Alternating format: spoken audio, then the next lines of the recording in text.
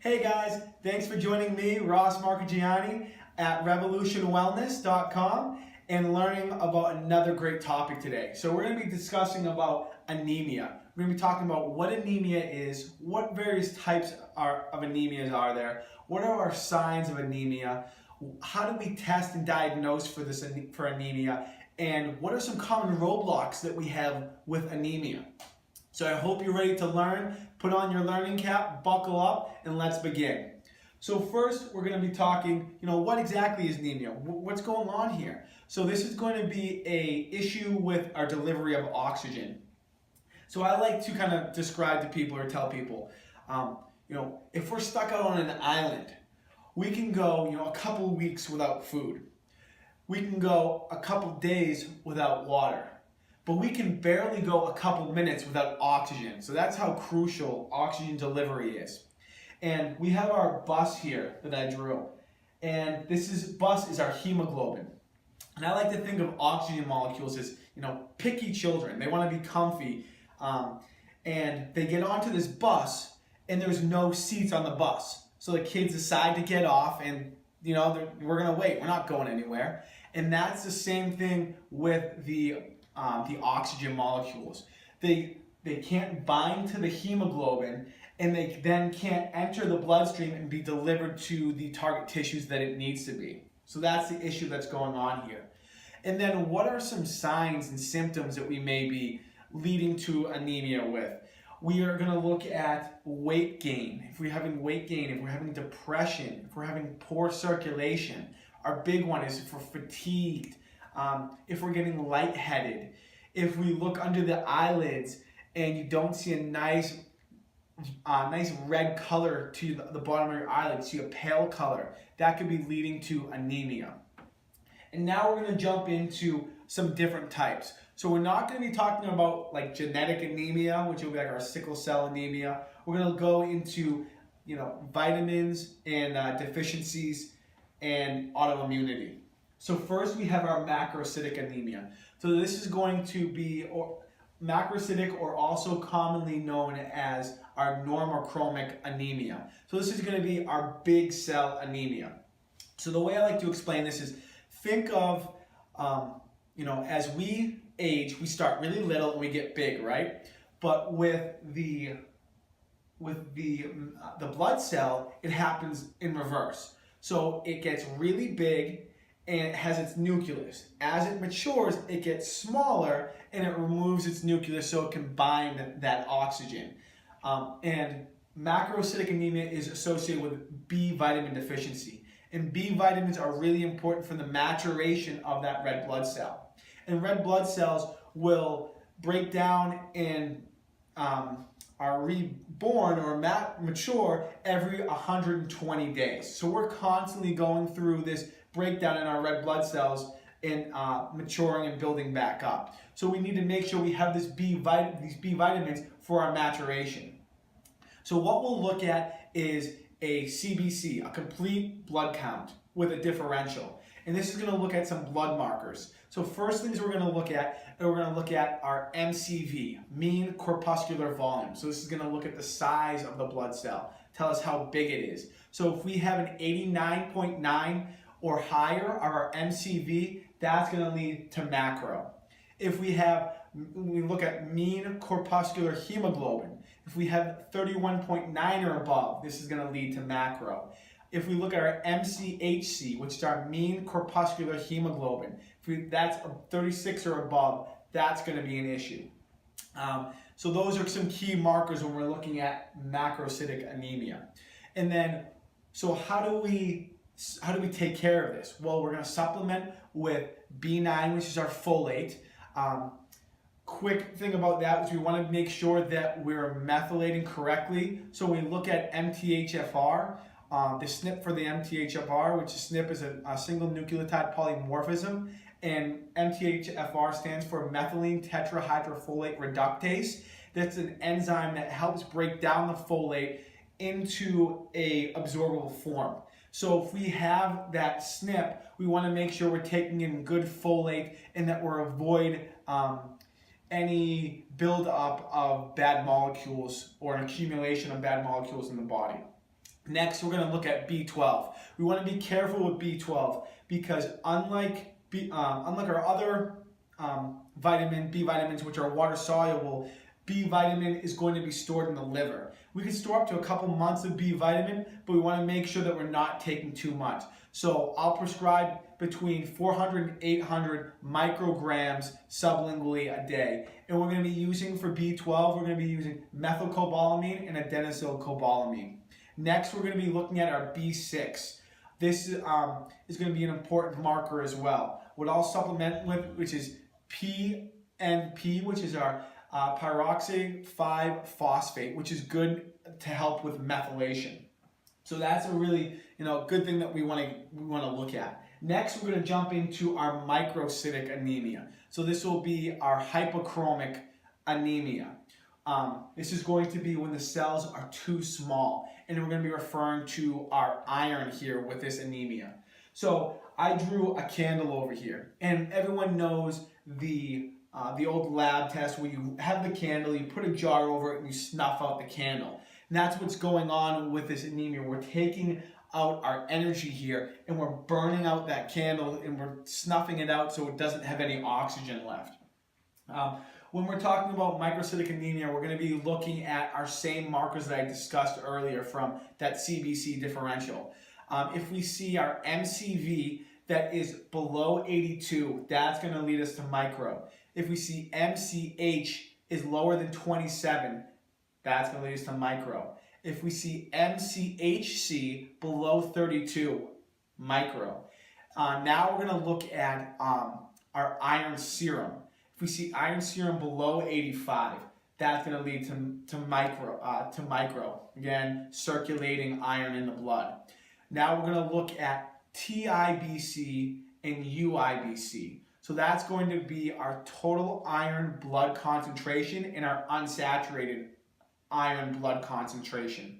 So I like to think of it as, think of a kid getting an autograph. There's only a couple athletes out there, but you want to try to get as many hands out there to increase your chance to get that autograph. Same thing going on here. We don't have much iron circulating, so these binding proteins, which are the TIBC and UIBC, these are binding proteins, are going to bind the iron, and they want to create more TIBC and UIBC, so it increases its chances of getting that autograph, getting the iron. Next, we're going to be looking at iron saturation. If we see that below 20, that's an issue. So just to be clear, UIBC, TIBC is going to increase because there's not a lot of circulating iron, and it wants to increase its chances to get it. Next, we're going to look at ferritin. This is our storage our storage form of iron. If we see this below 30, that's going to lead us to microcytic anemia. We're going to look at our red blood cells. If we have a red blood cell count of below 4, that's going to lead us to micro. And then we're going to look at our hemoglobin. If we have a concentration below 14, that's going to lead us to microcytic anemia. Also, we're going to, I want to address this to females because, unlike males, females are going to bleed monthly. And if females are really estrogen dominant, if they're getting overexposed to estrogens or overexposed to xenoestrogens in our environment, or if females are on birth control pills and that's increasing their estrogen dominance, we have this, that will throw off this ratio of progesterone to estrogen. So we want a ratio of 20-1 favoring progesterone. So we want 20 progesterone for that 1 estrogen. And the reason for this is when females get to the phase in their cycle where menstruation begins, there is this drastic drop of estrogen. And the more drastic that drop is, not that you want that ratio to be altered, 20-1 is ideal, but we have that quick drop or that punctuated drop from estrogen down to progesterone, and that tells the body to stop its cycle, stop its bleeding, stop its menstruation. So if we start increasing that ratio, increasing our estrogen and getting it up to 15, 16, 17 in that area, there's not that drastic drop, there's not that drastic punctuation in estrogen. And therefore the body's not going to be able to sense it, it's not going to pick up on it, and we're going to have prolonged bleeding and prolonged removal of iron. And so basically, how we take care of this is we make sure we maintain that 20-to-1 ratio, that we're going to supplement with natural food. A lot of people talk about using those dark, deep leafy greens. Those are good, but it's going to be hard. There's going to be low amounts and hard to break that down. Really important getting it from our dark meats, our liver. So if we're taking pre-digested liver enzymes, that will be really good. If we're going to take our glycinate, which is a chelated vitamin, which we'll be able to absorb better. If we're to take our ferrous sulfate, that's going to be our common conventional medicine. The only thing with the ferrous sulfate is it's going to clog us up and make us a little more backed up, like really dark charcoal stools. So if you have that glycinate, ferrous glycinate, that's going to be a really good chelated enzyme that's going to be able to absorb better. And then for vegans, Floridex is a really good iron supplement out there to be taking. So that's that. Now we're going to go to pernicious anemia. Real quick, this is going to be an autoimmunity anemia where the body is attacking the parietal cells. And the parietal cells are really important for intrinsic factor. And what it does is it takes that B12 vitamin and it attaches it to the intrinsic factor, and then it'll travel through the intestines and be absorbed in the ileum, the end part of the small intestines, where we can now absorb that B vitamin with the intrinsic factor. And also HCl, which I'll quickly hit upon. But if we don't have don't have the parietal cell, we're not producing that intrinsic factor, we can't absorb B12, and B12 starts to accumulate. Also, if we are destroying our parietal cells, we're not going to produce hydrochloric acid, which is going to cause an issue with digestion, which I'll jump into when we get to our roadblocks.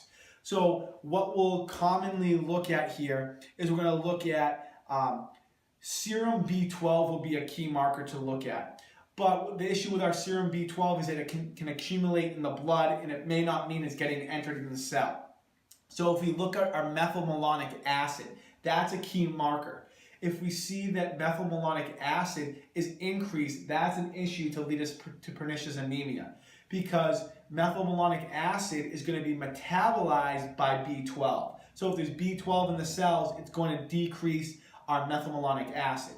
But we don't have the B12, so therefore it's circulating and nothing's metabolizing it.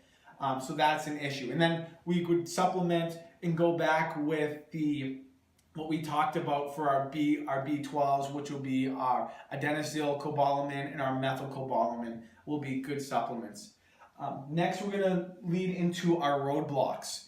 So these are some common issues that people can run into. Real quick, I want to comment on the importance of iron. Iron is very important for thyroid metabolism, creating the metabolites for our thyroid. So that can be linked. Also, research has shown that low iron leads to gallstones. So that's another issue.